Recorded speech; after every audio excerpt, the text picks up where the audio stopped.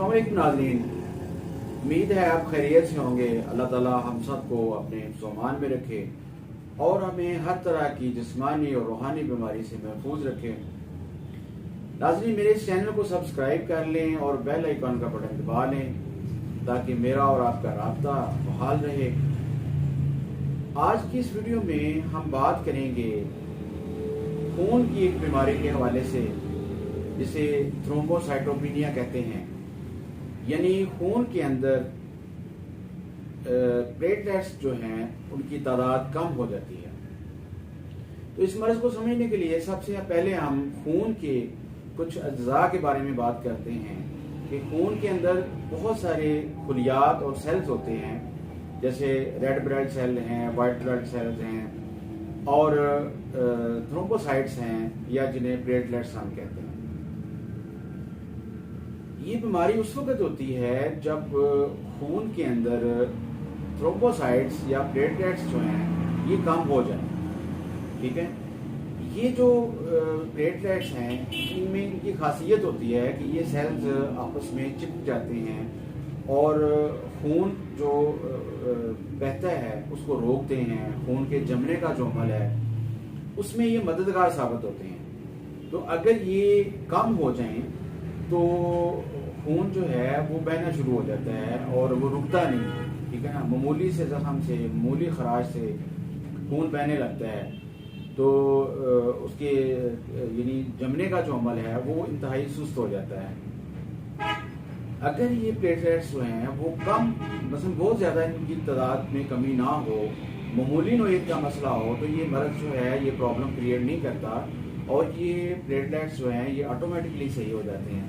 لیکن اگر یہ مرض زیادہ ہو جائے، زیادہ شدت اختیار کر جائے تو پھر یہ جان لیوا بھی ثابت ہو سکتا ہے۔ پھر یہ اس میں ایمرجنسی کی حالت پیدا ہو جاتی ہے، خاص طور پر جب جسم کے کسی آرگن سے، انٹرنل آرگن سے بلیڈنگ ہو رہی ہو تو یہ بہت زیادہ پرابلم اس سے کریٹ ہو جاتی ہے۔ جہاں تک اس کی تشخیص کا تعلق ہے تو اس میں ایک تو ڈاکٹر جو ہے وہ مریض کے سمپٹم دیکھ کے اس کی ہسٹری لیتے ہوئے اس کو تھوڑا اندازہ ہو جاتا ہے۔ پھر خون کا ایک ٹیسٹ ہوتا ہے، اس کے ذریعے بھی اس کا ہم پتہ کرتے ہیں۔ خون کے اندر 1,50,000 سے لے کے اور 4,50,000 تک اس کے جو پلیٹلیٹس ہوتے ہیں، اگر خون میں 50,000 تک اس کی تعداد ہو جائے تو ہم کہتے ہیں کہ اس مریض کو تھرومبوسائٹوپینیا ہو گیا، ٹھیک ہے۔ اور یہ ایک کریٹیکل صورتحال ہوتی ہے، اس میں کسی بھی وقت جسم کے کسی حصے سے خون بہنا شروع ہو جاتا ہے، جو کہ ایک بہت بڑا مسئلہ بنتا ہے مریض کے لیے۔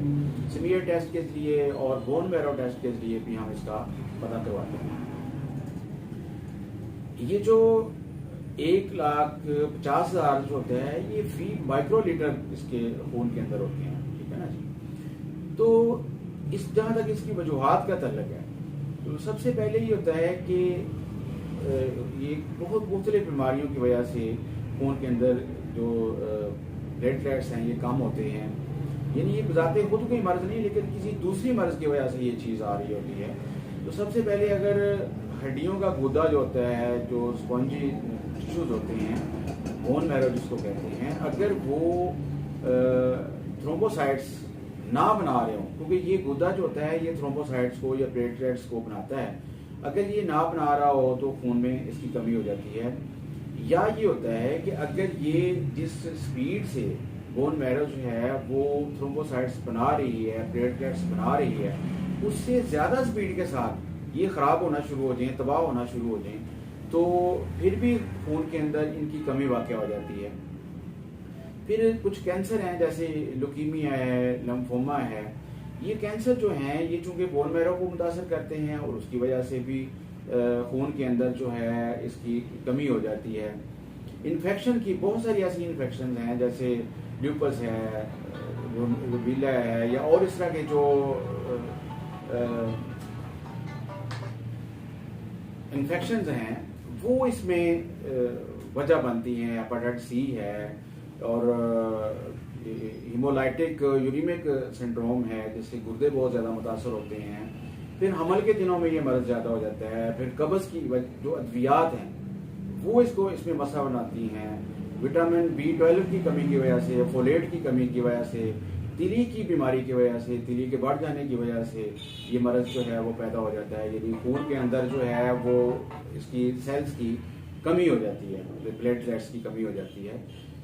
تو جہاں تک اس کی علامات کا تعلق ہے, بہت ساری مریضوں کے اندر یہ ہوتا ہے کہ شروع میں اس کی کوئی واضح علامات شو نہیں ہوتی, اور ڈاکٹر جب اس کی مریض کی ہسٹری ہم نوٹ کرتے ہیں تو اس سے ہمیں کچھ اندازہ ہوتا ہے, یا مریض کے جسم پہ اگر کوئی ہم داغ دیکھتے ہیں, کوئی دبا دیکھتے ہیں, یا کوئی زخم ہے یا انفیکشن ہے, تو اس کی وجہ سے بھی یہ مسئلہ جو ہے ظاہر ہو جاتا ہے اور اس کی سمپٹم جو ہے نا شو ہوتی ہیں. اس کے علاوہ مریض تھکا ماندہ رہتا ہے, اس کو معمولی سے زخم سے بلیڈنگ ہونا شروع ہو جاتی ہے, اور ویکنیس فیل ہوتی ہے, اور اس میں اس طرح کے کچھ سمپٹم جو ہیں وہ شو ہوتے ہیں. تو ناظرین, یہ آج ہم نے بات کی ہے تھرومبوسائٹوسس سائٹوپینیا کے حوالے سے, یا خون کے اندر جو پلیٹلیٹس کی کمی ہے وہ کیا ہوتی ہے, کیوں ہوتی ہے, اس کی علامات کیا ہوتی ہیں.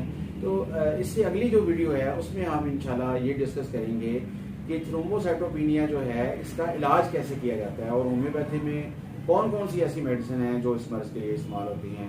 تو انشاءاللہ اگلی ویڈیو میں ہم اس کے علاج کے بارے میں ڈسکس کریں گے. تو ناظرین, میرے اس چینل کو سبسکرائب کریں اور آگے اس کو فارورڈ کریں دوستوں میں, اور ہمیں کمنٹس میں ضرور بتائیں کہ آپ کو ہماری یہ کاوش کیسی لگ رہی ہے. السلام علیکم.